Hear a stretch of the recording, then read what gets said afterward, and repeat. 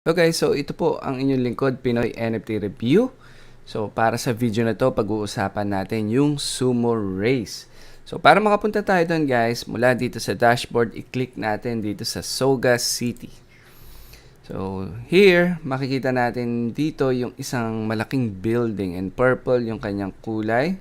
So on top, makikita mo nakasulat Sumo Race. So click natin yan para makapasok tayo.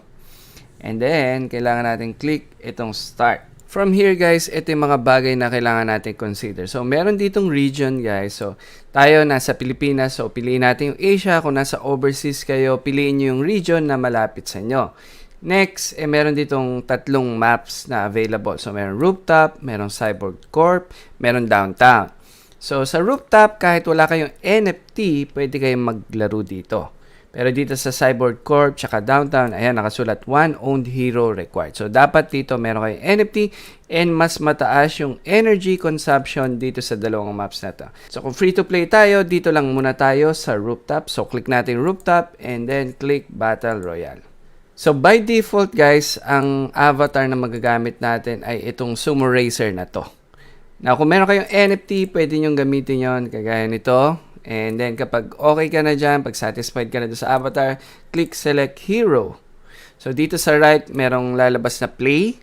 So, kung wala ka nang hinihintay na other players, yung mga kaibigan mo, walang magjo-join. So, click mo na dito sa play. For the controls, guys, ASWD, yung typical na control for movements, yun yung gagamitin dito. So, using a keyboard. Letter K is rocket. Pwede mo tirahin yung mga other players, mga AIs. And letter J, guys, is kick.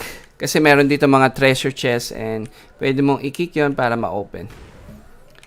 So, pinaka-goal natin dito, guys, is mapunta tayo sa dulo ng racing, sa finish line. And syempre, tayo mag-number 1. Yun naman talaga yung pinaka-goal natin dyan. So, tingnan natin anong rank natin. Pang 7th place tayo guys. So that's okay kasi bawat game meron siyang 3 rounds. And itatali nung game yung points yan pagdating natin doon sa dulo, sa 3rd round. So habang papunta ka doon sa round 3, nagkakaroon na yan ng mga extra obstacle. So dito meron ng ganyan. Parang grinder. Tapos meron ng hammer.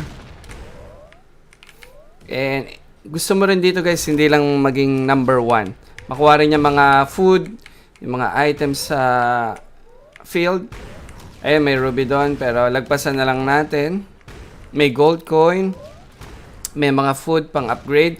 So, very important din yun na kinukuha mo yung mga items kasi nga, pang upgrade yun ng mga NFTs. So, this is the last round for this game. So, mas marami ng obstacle dito guys. Mas challenging na to. Ayan, mas marami ng AI na mamatay. And kita nyo, mas marami ng hammer, no? And ito, sipaan nyo yan. Letter J, para makuha nyo yung treasure chest doon. Dito, spacebar to jump. Yan, spacebar to jump, guys. Tapos kuha tayo. Oops! Ayun, na cutter tayo. Ayan, jump. Kunin natin yung gold coin. Maganda, guys, sinitira nyo rin in advance yung mga harang para malaman nyo kung anong door yung mag-o-open. So, ito, number 1 tayo dito, guys. And ito total yan ng game. Let's hope wala naman makaabot sa points natin. Sana tayo pa rin yung pinakamataas. So, mukhang wala na makakahabol, guys. So, we are the champion for this game. So, meron niyang XP, may gold coin reward na magagamit natin, guys, para mag-progress dito sa game. After the game, guys, pwede nyo nang click main menu para bumalik kayo dito sa lobby. So that's basically it guys. Kapag gusto pa maglaro with your friends, so balik lang kayo dito sa lobby. And then, pili lang uli kayo dito ng map na lalaruin. So thank you so much for watching this video. Next video natin, cover naman natin itong downtown.